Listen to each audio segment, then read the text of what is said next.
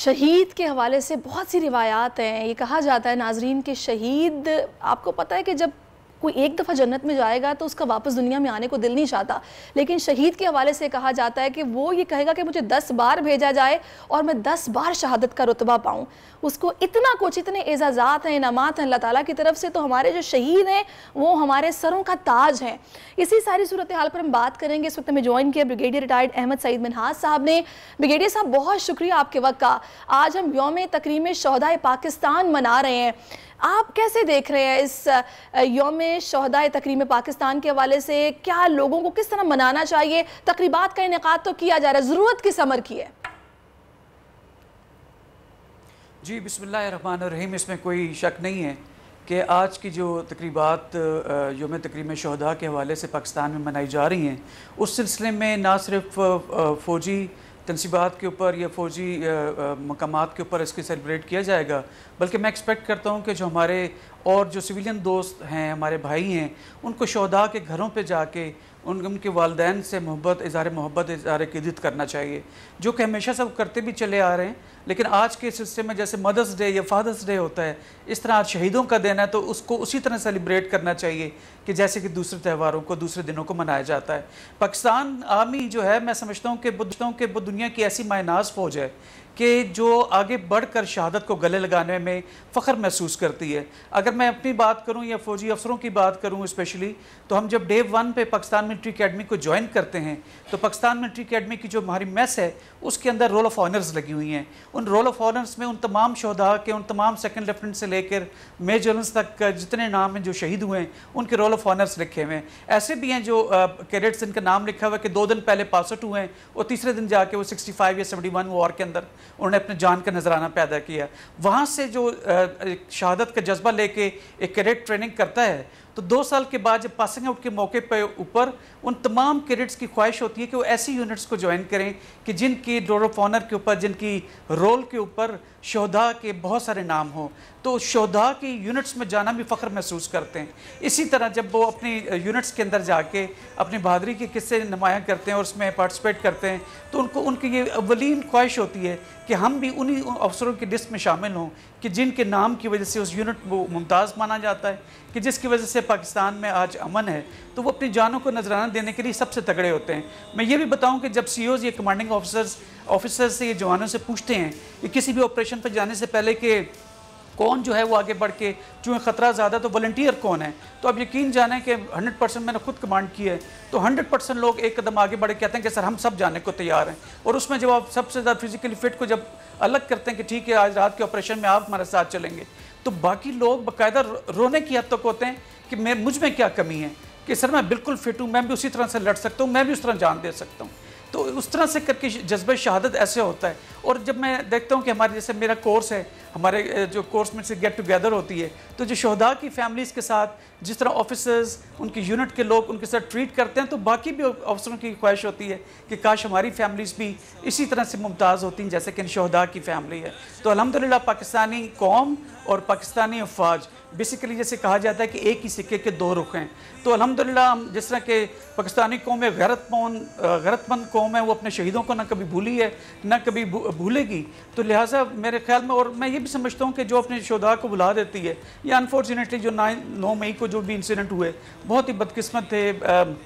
उसकी जितनी मजम्मत की जाए वो कम है, लेकिन शरपसंद नासिर उसमें शामिल थे। लेकिन उसमें सबसे जहाँ पे मेरा दिल रोया ज़ाती तौर पे, लेकिन वहाँ पे ये था कि जहाँ अगर 2 बंदे हमारी गाड़ी पे इसलिए किसी ने पत्थर मारे तो 10 बंदे रोकने वाले भी थे। तो लिहाजा जो मर्जी कर ले पाकिस्तानी दुश्मन, चाहे वो अंदरूनी हो या बैरूनी हो, वो पाकिस्तान आर्मी की जो जज्बा शहादत है, जज्बा जो अपनी कौम के लिए काम करने का एक जज्बा है, उसको कभी कमी नहीं आने देनी, चाहे जो मर्जी हो जाए। तो लिहाजा मैं बड़े फ़ख्र से कह सकता हूँ कि जिस वक्त तक एक सोल्जर पाकिस्तान आर्मी का जिंदा और सांस ले रहा है, मैं अपनी कौम को और अपने लोगों को बताना चाहता हूँ कि वो बिल्कुल बेफिक्र हो कि अपने घरों में आराम करें, मज़े करें, अपने बिजनेसेस करें, क्योंकि पाकिस्तान फौज और आर्म फोर्सेस जिंदा हैं और बॉर्डर्स पे और अंदरूनी और बैरूनी तमाम दुश्मनों का मुकाबला करने के लिए तैयार हैं। मैं चाहूँगी, अगर अब जाहिर है आपने सर्व किया है, अगर आप कोई ऐसा वाक़या एक सुनाएं जो कि आपके पूरे करियर के दौरान आपको आज तक याद हो और उससे आप बड़े इंस्पायर और बड़े इंप्रेस होते हो, ये इसी शहादत के जज्बे को लेकर।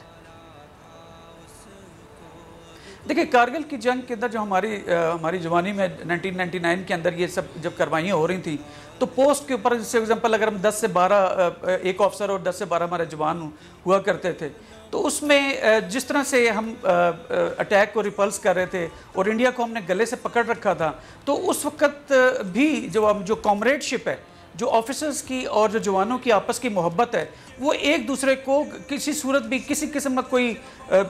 जो है वो नुकसान पहुंचाने से बचाने के लिए अपनी जानें कुर्बान करने के लिए तैयार रहते थे। तो 12-13 जो हमारे जवान थे और एक ऑफिसर जैसे हम लोग थे, तो एक दूसरे को प्रोटेक्ट करने के लिए और स्पेशली जो ऑफिसर है उसको प्रोटेक्ट करने के लिए खास करके बाकायदा लड़ाई हो जाती थी कि आप पीछे हट, जिस तरह आपको गोली लगेगी पीछे हट। और जवान जो ऑफिसर्स हैं वो जवानों से एक कदम आगे होते हैं। अगर आप देखें तो वॉर ऑन टेरर के ऊपर सिर्फ तकरीबन 10,000 शहादतें हम कर चुके हैं। तो सवात के अंदर, ये अर्सफल फाटा के अंदर जितने भी ऑपरेशंस होते रहे, तो पहला जो हल्ला बोला जाता है उसमें जो यंगस्टर्स जो ऑफिसर्स हैं, इवन मेजर्स एंड कर्नल्स तक, वो आगे बढ़ के सबसे पहली गोली या पहला छठा जो गोलियों का आता है वो अपने सीनों में बर्दाश्त करते हैं। ऑफिसर्स की मोहब्बत, ऑफिसर्स का जज्बा, ऑफिसर्स की बहादुरी को देखते हुए पीछे जवान जो कि इक्वली मोटिवेटेड होते हैं, उनके जो मोटिवेशन है वो 10 से ज़रब हो जाती है। तो आप जितने भी कार्रवाइयाँ आप देखें, जो कि वॉर ऑन टेरर के ऊपर काफ़ी मुश्किल था कि दुश्मन में तफरीक करना मुश्किल हो रहा था कि इसमें फ्रेंड्स कौन है और दुश्मन कौन, फ्रेंड्स एंड फो में तफरीक करना काफ़ी मुश्किल था, जिसकी वजह से हमने शहादतें भी उठाई,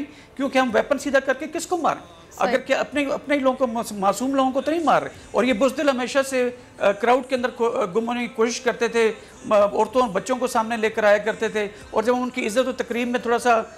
अपने आप को थोड़ा लो करते थे, तो साथ ही वो गोलियों को छट्टा मारा करते थे। तो लिहाजा जो कॉमरेडशिप है ऑफिसर्स की और जवानों की पाकिस्तान फ़ौज के अंदर या दूसरी नेवी एयरफोर्स के अंदर भी वैसे ही है, मैं समझता हूँ उसकी मिसाल दुनिया में नहीं मिलती है। तो इंशाअल्लाह ताला आने वाले दिनों के अंदर भी जब भी पाकिस्तानी कौम ने डिमांड की और जो अभी तक वॉर ऑन टेरर के अंदर चल रहा है, जैसे बलूचिस्तान है, जैसे फाटा है, और अब ये अंदरूनी तौर पर जिस तरह एक खलफशार पॉलिटिकल लेवल पे फैला हुआ है और जिसमें पाकिस्तान आर्मी के मुतल्लिक कुछ सोशल मीडिया पर थोड़ी सी कोई कैंपेन चलाई जा रही है, जो कि मैं नहीं समझता कि पाकिस्तानी कौम उसमें ज़्यादा इन्वॉल्व है, क्योंकि उसमें इंडियंस खास करके इन्वॉल्व हैं, जो कि जैसे